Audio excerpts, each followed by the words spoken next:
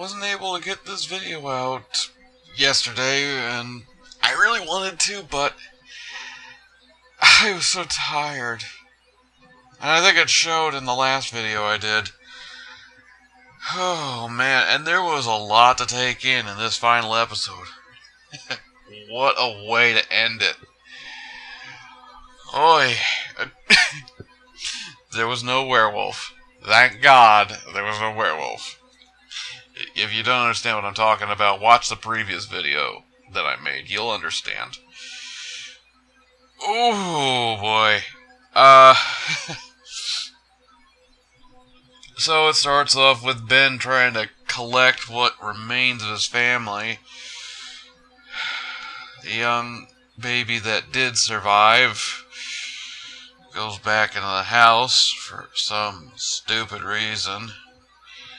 It's amazing how many times people can tell you that you're an idiot and tell you exactly what you should do. But characters won't do it. Even after everything he's experienced, everything he's witnessed, he still goes back into the house. It is such a huge annoyance to me. I understand he wants to try and get at least contact with his wife and his dead child. And, there was a contact that was made. They do reunite for a short time. Just before he rushes to get the baby and get out of the house. Then Hayden shows up. And Ben kind of gets what he deserves for going back in the house. He's hanged by a chandelier. You know, it's so ironic how the doctors can be the dumbest ones in these shows or movies or any kind of story involving horror and a doctor.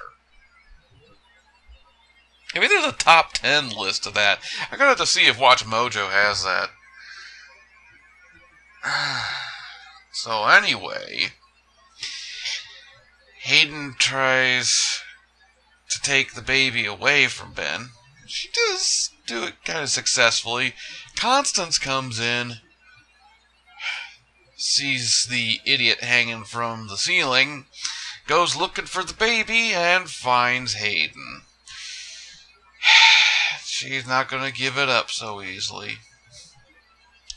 And then my hero, Travis, shows up, slits her throat, and gives the baby to Constance. I gotta give it to him. That's the sort of thing I really wanted to see. I wanted to see someone really stick it to that bitch. And granted, Larry Harvey kind of did that with a shovel. Kinda. And then the dumbass buries her on that property. He couldn't have killed her off the property. What was he thinking? God. So anyway, Vivian, Violet, and Ben are all dead. They seem to get along better when they're dead, though. I guess when you're no longer alive, you see what's really important. All those little things that really didn't matter, really didn't need to weigh so heavily on you. And yeah, there was a lot of big things. But there were also some big things that really prevailed. They seem to be much happier together. And normally you don't get a storybook ending, but then again, they're all dead. So there is that. Even Moira becomes a part of the family in her own way. Because they found the stillborn child who took a breath, then passed on. And now there's a baby that the Harmon family could take care of, and because Moira was there for Vivian all the time, they asked Moira to become the baby's godmother. And, you know, good on them for bringing her in, because really, I didn't like what she was doing with Ben, but I didn't like Ben much either. And to be fair, if she hadn't done that, there wouldn't have been an opportunity for him to later understand what's really going on in the house, which was defeated by his blind obsession with trying to reunite with his family.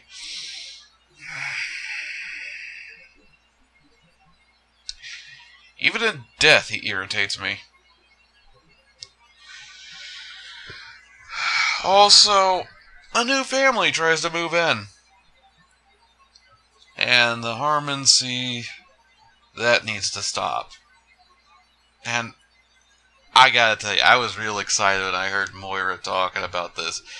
About how the spirits do not want to have another tragedy. And I'm thinking, this is a rallying point. This is a moment where they all come together and really do some really cool shit. And I was just like, yes, yes, do it! I was so excited.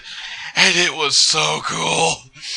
Just all these people coming back, and just, it looked like this was a ton of fun. That was a great way of celebrating the whole story leading up to that. It looked like the actors were having a blast, and it was so good. That's the way you end that's the way you end a season. Now, in the aftermath, this new family rushes off before any harm can be done to them. Thank God. The house is left bare again, and the realtor has to reduce the price yet again. She's getting what she deserves, honestly. She trapped 2 different families in that house, and finally one got out.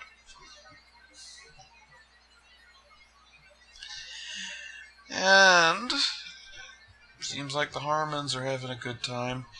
Tate's out on his own.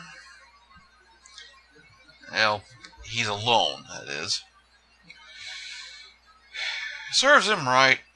Honestly, I wanted to pull for him, but seriously, what was going to happen?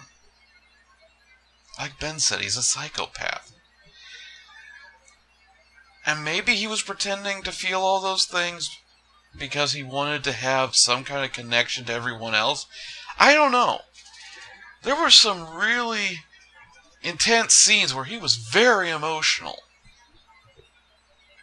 I don't know that that's fake, but I do know that there are enough problems with Tate and enough things he should have never done. I don't really think he changed. I think he wanted to change, or at least wanted to convince people he changed, but really, what changed in him? Simply denying what happened, hiding what he has done, pretending that it never happened? I don't know what the truth is about him. Doesn't really matter. The Harmons are happy. And, you know, out of everything that's happened here, that's a ray of hope out of everything. And finally, it ends with us finding out that Constance is raising the living son of the Harmons, which she has named Michael. And Michael's growing fast and has begun to kill. Yeah. I wanted to check before I did this. I think the nanny that was watching Michael was actually that sonogram technician, which would be kind of a nice twist, to be honest with you. But I don't know that for sure, and I wasn't able to confirm it. I just thought she looked like the same actress. So. One thing that I will say is that these series creators had balls. They introduce the son of Satan and then push him aside. He just pushes him away. It's like, yeah, we got the son of Satan here. He doesn't really matter. Just push him aside. You know, it's not his story. That's another story. This is about the Harmons. I like the idea of them, in a literary sense, giving a big bird to Satan's son and just saying, we don't care about you. Yeah, we added you in here because it kind of makes sense that you would be here, but really, you don't matter that much. Just go over there. Be with Constance. You two are good for each other. So yeah, there's some real fun that was had in this. I'm sorry if the light is bad. Unfortunately, one of my lamps is dead and the other one's dying because I put the battery in the charger only to realize I didn't plug in the charger. Like I said, I was tired last night. This was a hell of a series. And I'm going to continue watching it, but after everything that's happened in this season, I'm going to need a little break, and then I think I might revisit something. It's either this or the Nightmare Cafe. We'll see what happens next, so who knows? See you in the next one.